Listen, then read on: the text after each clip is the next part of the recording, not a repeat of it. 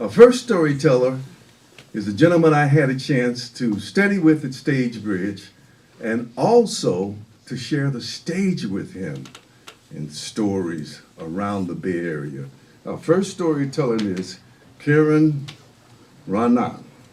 He is a teacher and a student of Sufism. He's a singer, he's a writer, he's an author. He tells personal and also pourquoi stories. And he tells stories of Sufism, particularly about Mullah Nasruddin. Our first storyteller of the day, Kiran. Come on up, brother. And he will be telling a story about the mullah and the wise fool. You can adjust that. Thanks, brother.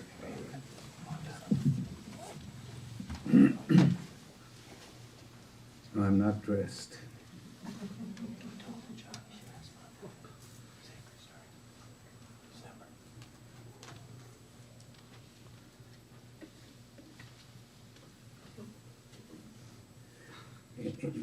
These are new, but that's the only thing new about my stories. My name is Nasruddin. Some places they call me Mullah Nasruddin. Some places they call me Hoja Nasruddin. Some people call me Uncle Nasruddin.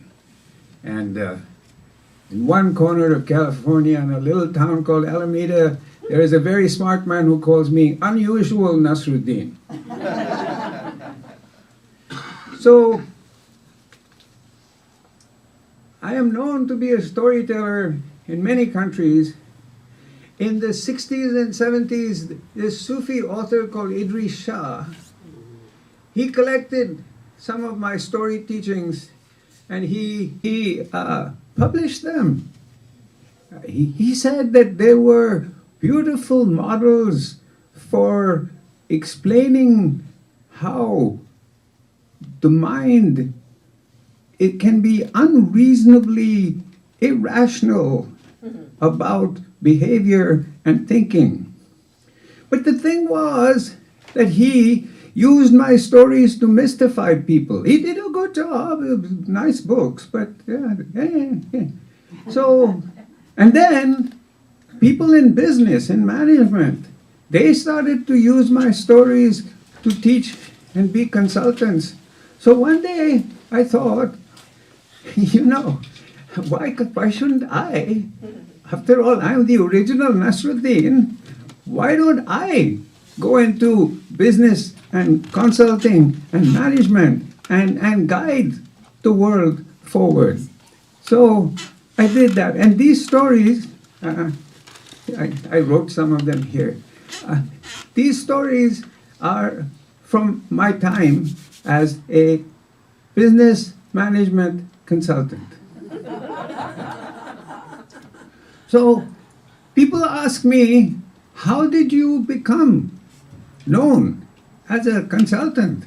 And I said, I thought about it and I chose the biggest conference of business managers in my area. The keynote address was going to be given by the trade minister. And after the address, people saw me talking to the trade minister on television, and they were so impressed, they offered me work. And so people then asked me, what did trade minister say to you? I said, well, I said to him, hello, sir, my name is Mr. Nasruddin. I am going to be a great business leader. He said to me, get out of the way of the camera, you fool, and smile. So, minister, then after a little while, everybody I met, when I told them that I am a management consultant, they would say, what is a management consultant? What do they do? So I said, as far as I have understood, management consultant, if you ask them the time, if you say, what time is it? They will ask you for your watch. They will tell you the time. They will charge you for the service. And if you are not careful, if you're not careful, they will keep the watch. So when I told people this, some people look very ashamed. And I said, look, I understand. You have experienced this, but I have some watches for sale. Then I was attending the first conference that I attended. No, maybe this one is not a good one. You people are too smart. I'll tell it anyway. I was attending a conference of management consultants. I thought I should meet my kind. Everybody was living in big hotels and they were going to fancy restaurants in the evenings. And I was sitting in the lobby of the conference hotel and eating my bread and cheese. Second day, somebody came to me and said, well, brother Nasruddin, I think if you told people more what they wanted to hear and were not so confrontational, you would not just have to eat bread and cheese.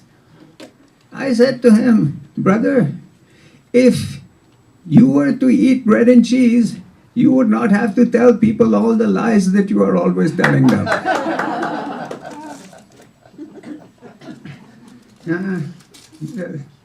Oh, this is a good one. This is how I made it. So I was invited to do a conference with CEOs. Big, not conference, but seminar with CEOs about ethical behavior. So I said to them at one point, I said, my friends, let us openly share our stories. Tell us about some of the unethical things that you have done.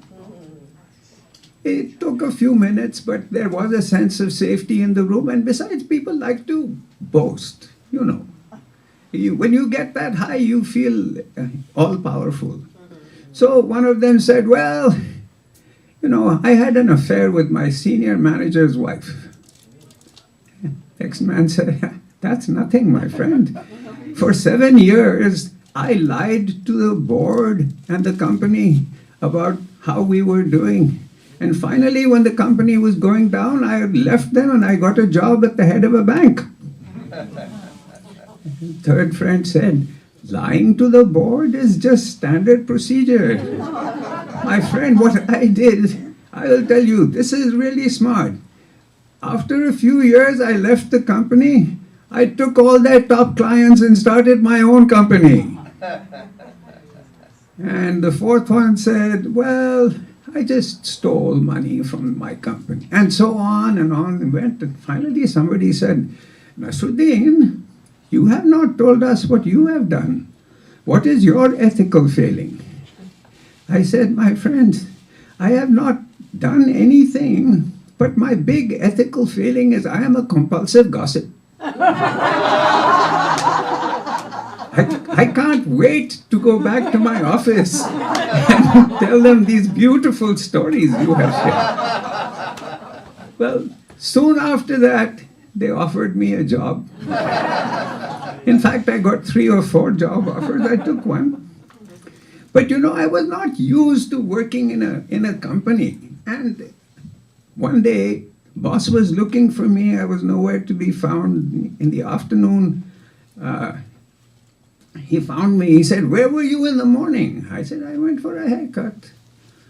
He said, you can't get your hair cut on your own, on company time. I said, but my hair grew on company time. He said, not all of it grew in company time. I said, I didn't cut all of it off. So, but he had a sense of humor. He kept me in the job. And you know, sometimes you believe your own lies. And as a management consultant, there are so many lies. You forget what you don't believe. So one day I was meeting with my comrades, with my staff, with my consulting people, and the conference room was busy, so we were meeting in the lunchroom. Some managers came for lunch, but then they saw us sitting there, and they all crowded around, and they're all asking us questions. How does this work? So I finally said to them, my friends, do you know? Outside the boardroom is a notice board. They are posting redundancies and promotions today. They all ran. Redundancies and promotions, yes, we must know. They ran. My friends and I, we returned to our business, then suddenly I jumped up and I ran also. My friends understood and they said, Nasruddin, what are you doing? You made up that story yourself. I said, I know, but it could be true.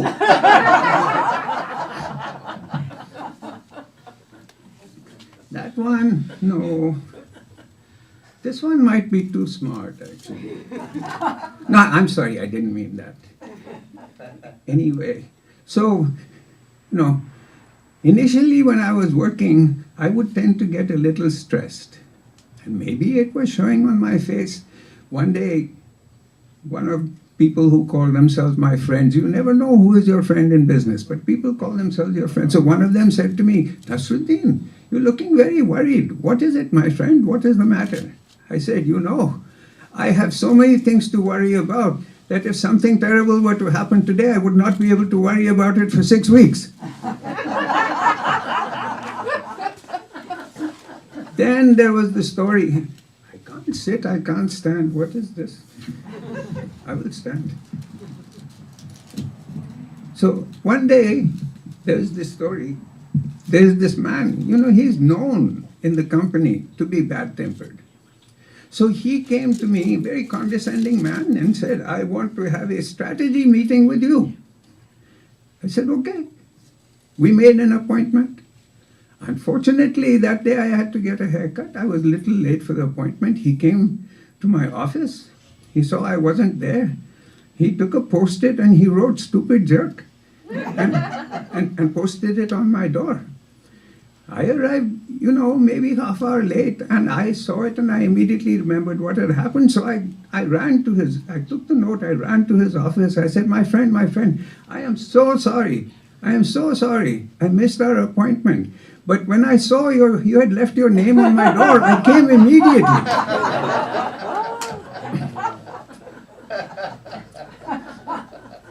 I made one very good friend in this company. He was called the Vice President of Logistics. Basically, he was a glorified warehouse manager. But he said to me, Nasruddin, we have trouble when we have a lot of stock coming in peak shipment periods. We don't have enough place in the warehouse. And there is me. I have 4 managers. Each one of them has supervisors. We are all so crowded. I need your advice on how to manage this. I thought about it. I said, I have a solution for you, my friend. Do you have any equipment outside the warehouse? He said, I have 3 or 4 conveyors. I said, bring them into the factory. He said, bring them into the factory. I said, trust me. Just bring them into the factory and keep them for 1 week, then we'll talk again. At the end of 1 week, he came running to me and said, Nasruddin, things are really not good. I mean, conveyors are in the way and now goods are piling up and people are getting a little upset. I said, do you have anything left outside the factory? And he said, well, I have 3 trailers. I said, bring them into the warehouse. Just find some place for them. Just bring them into the warehouse. Nasruddin, what are you saying? I'm already having a hard time. I said, my friend, trust me, just 1 week, 3 trailers in your warehouse, no problem. So he was a trusting man, a very nice man. And I think we came same country, maybe even, but anyway, so he did that. And then after that week also, he came running to me, and now he was a little bit angry. He said, Nasruddin, what is going on? I mean, we don't even have place to move around. I said, my friend, I have a system here. Do you have anything left outside that you can bring in any equipment? He said, I have 3 or 4 forklift trucks. I said, bring your forklift trucks in. Now he was very reluctant. But you know, I can be persuasive. So I sweet talked him. And he agreed. At the end of that week, though, when he came, he was practically shouting. He said, Nasruddin, they are shouting at me. Everyone is shouting at me. Everyone is saying, so I said, my friend, I understand. Just take all the equipment out of your warehouse. For 1 week, there was complete peace. Then he walked by my office one day. He said, Nasruddin, you are a brilliant man. Ever since we got rid of that equipment, nobody is complaining and there is lots of room in the warehouse. I am so grateful to you. Thank you. Just 2 more little stories. So one day, I was leaving the lunchroom and 2 managers, not senior managers, junior managers, I could see that they were sitting at the same table, but instead of friendly, they were arguing, and they were quite loud and quite even a little insulting to each other. And so I thought, as I walked by, maybe I can bring a little peace into the atmosphere. So I walked by and I said, good afternoon, brothers. I hope you are well. And I walked on. Immediately, one said to the other, I wonder why he greeted me and not you. And the other one said, you bloody fool, he was talking to me. And then they started to argue some more. Then they thought, oh wait, he's not gone. We can ask him who he was greeting. So they came after me, they caught me in the corridor and they said, hello, who were you greeting when you greeted us? So I was a little irritated. I said, whichever of you is the bigger fool. And immediately he said, well, obviously he was talking to me. And the other one said, you idiot, it's completely clear. He was talking to me. So I left them fighting. I thought, I will not get in this way again. So yes, I think, yeah, I have told you my stories. Oh, one more thing. You know, after a few years, your reputation begins to circulate. And one company, they were looking for a new CEO. Now, they couldn't consult me because I was working. So unofficially, they invited me to a restaurant for dinner and said, we want to pick your brain. I said, yeah, of course. So we had very nice dinner and we were talking. And then they wanted to know more about my life. And one of them said, so, Nasruddin, did you ever marry? I said, no. Unfortunately, no. So how come? I said, you know, when I was young, I really wanted to get married. I wanted the perfect wife, and I really looked for her. I looked for her in many lands. And in France, I found this dancer. She was joyful, she was carefree, but she did not have much spirituality. Then one time in Egypt, I met this woman. She was wise and so beautiful on the inside. But you know, she used to eat a little too much. In Slovenia, this champion skier, I happened to see her, we met, and I was entranced. And I tell you, she was a lover of nature. And she was wonderful with children. But actually, she had a really bad temper. So I kept looking. Then in India, I found her. She had most beautiful smile. She was a marvelous cook. Such a sweet nature. My heart was completely given. So they said, what happened, Nasruddin? Did you marry her? I said, no, she was looking for the perfect husband.